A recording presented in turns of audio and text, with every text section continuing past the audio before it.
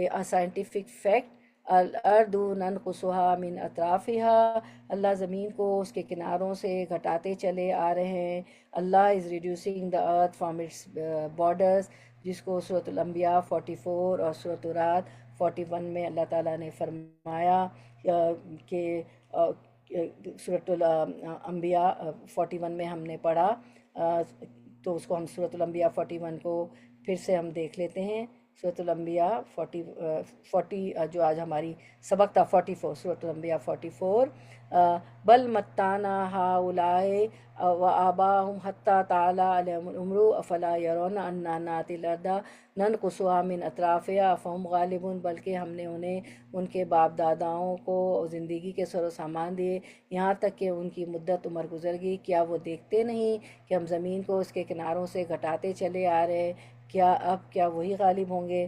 تو یہ جو ہے اس میں 44 میں بھی دیکھا انبیاء کی ہم نے، اور صورت الرعد کی 41 میں بھی یہی بات ہے. تو یعنی اللہ تعالیٰ جو یہ کہہ رہے ہیں نا کہ ہم جو ہے زمین کو گھٹاتے جا رہے ہیں، اس کو کناروں سے من اطرافیا گھٹاتے چلے جا رہے. تو اطرافیا، اطرافن سے مراد کناروں سے گھٹانوں سے مراد ہے جغرافیائی کنارے بھی ہو سکتے ہیں، جغرافیکلی بھی ہو سکتا ہے، یعنی زمین کی جغرافیائی تبدیلی یا اقتصادی تبدیلی. یہ سائنٹیفک فیکٹ ہم پڑھ رہے ہیں.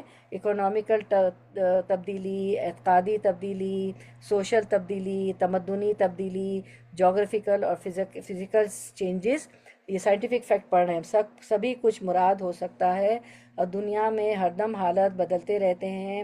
یہاں اہل مکہ کو اشارہ ہے کہ تمہیں نظر نہیں آتا کہ ان کے اوپر زمین تنگ ہوتی چلی جا رہی ہے.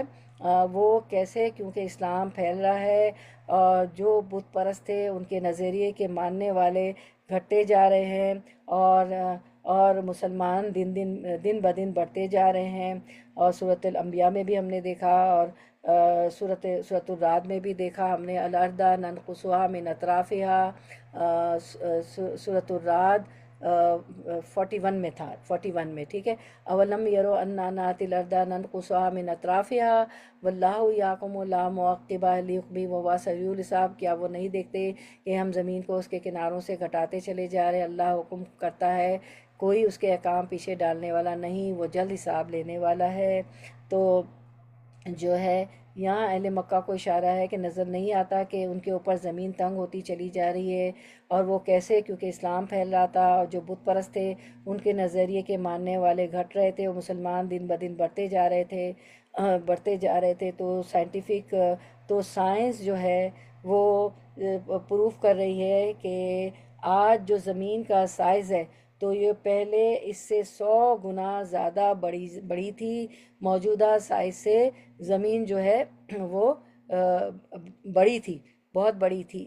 اور کیا ہوا کہ 5 بلین سال پہلے سکڑتے سکڑتے اتنی رہ گئی کہ وہ کہتے ہیں کہ اب وہ جو کم ہو رہی ہے، اور زمین کا جو کور ہے اس کا جو پریشر ہے، دباؤ بڑھتا جا رہا ہے، یہاں تک بڑھے گا کہ وہ پھٹ جائے گا، اور جو ہے سب چیزیں ختم ہو جائیں گی. یعنی کہ جو ریڈ ہاٹ ہے زمین کے اندر کا جو حصہ ہے، ریڈ ہاٹ جو گولا ہے وہ کمپریس ہوتا جا رہا ہے اور چھوٹا ہو جا رہا ہے.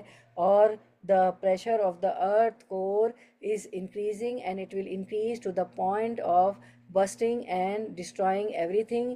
کرۂ ارض کے کور کا دباؤ بڑھتا جا رہا ہے، اور یہ اتنا بڑھ جائے گا کہ پھٹ جائے گا، اور ہر چیز جو ہے ختم ہو جائے گی، ہر چیز ختم ہو جائے گی اس کے دباؤ کی وجہ سے. تو یہی چیز کو اللہ تعالیٰ نے 1450 سال پہلے صورت الانبیاء 44 اور صورت الرعد 41 میں بتا دیا. تو صورت الرعد میں اللہ تعالیٰ بتاتے ہیں لا معقب لحکمہ، اللہ کے فیصلوں کو کوئی رد کرنے والا نہیں. دنیا میں کوئی حکومت آتی ہے، وہ اپنے کوئی فیصلے کرتی ہے، دوسری اس کے آگے کوئی حکومت آتی ہے تو پچھلی حکومت کے فیصلے تبدیل کر دیتی. تو مسلسل چینجز آتے رہتے ہیں، لیکن اللہ کی حکومت میں کوئی چینج نہیں ہے. وہ سریع الحساب ہے، بہت جلد حساب لینے والا ہے.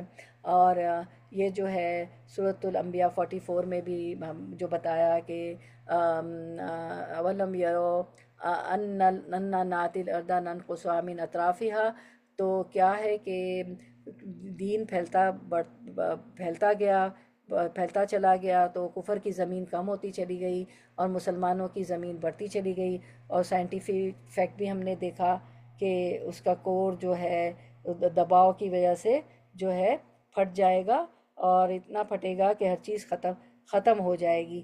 پھر ہم دیکھتے ہیں زمین کے کناروں کا گھٹنا ایک قرآنی بیان اور سائنسی حقیقت ہے، تو اس کے 4 پوائنٹس ہیں۔ زمین کے کناروں کا گھٹنا ایک قرآنی بیان اور سائنسی حقیقت۔ نمبر 1، زمین کا کٹاؤ، زمینی کٹاؤ، سوائل ایروجن، دریاؤں، بارشوں اور سمندری لہروں کے باعث زمین کا کٹاؤ جاری رہتا ہے، جس کی وجہ سے زمین کے کنارے وقت کے ساتھ ساتھ کم ہوتے جا رہے ہیں۔ گلیشیئرز کا پگھلنا اور سطح سمندر میں اضافہ، دنیا بھر میں گلوبل وارمنگ کی وجہ سے برف تیزی سے پگھل رہی ہے، جس کے نتیجے میں سمندر کی سطح بلند ہو رہی ہے اور کئی ساحلی علاقے زیر آب آ رہے ہیں۔ تیسری وجہ یہ ہے کہ زلزلے اور زمینی دھساؤ، لینڈ سبسائڈنس، زلزلے اور دیگر قدرتی عوامل بعض اوقات زمین کے کنارے پر موجود علاقوں کو متاثر کرتے ہیں اور زمین سکڑنے لگتی ہے۔ نمبر 4، چوتھی وجہ انسانی سرگرمیاں، جنگلات کی کٹائی، تعمیراتی کام اور ماحولیاتی تبدیلیاں بھی زمین کی ساکھ پر اثر انداز ہو رہی ہے، جس سے کئی علاقے آہستہ آہستہ ختم ہو رہے ہیں۔ تو یہ جو تھا ہمارا سائنٹیفک فیکٹ تھا۔ قرآن پاک نہ صرف روحانی ہدایت کا ذریعہ ہے بلکہ کئی مقامات پر سائنسی حقائق کی طرف بھی اشارے کرتا ہے، اور یہ سائنٹیفک فیکٹ ہے۔ سورۃ الانبیاء اور سورۃ الرعد میں الارض ننقصها من اطرافها، اللہ زمین کو اس کے کناروں سے گھٹاتے چلا آ رہے ہیں۔ اللہ is reducing the earth from its borders. سبحان اللہ، کتنی حیرت انگیز بات ہے کہ 1400 سال پہلے اللہ تعالیٰ نے اس کو بیان کر دی، اور اس آیت کی کئی تفسیروں میں مختلف انداز بیان ہوئی ہے۔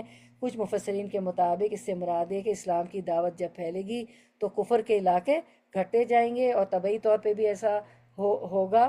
تو قرآن میں تمام علوم ہیں، اور یہ علم بھی اللہ تعالیٰ نے ہمیں بتا دیا، چاہے 1400 سال پہلے، تو قرآن راہ ہدایت ہے، اور جو ہے اللہ تعالیٰ ہمیں قرآن کے اسلوب کو پڑھنے والا، سمجھنے والا بنا دے۔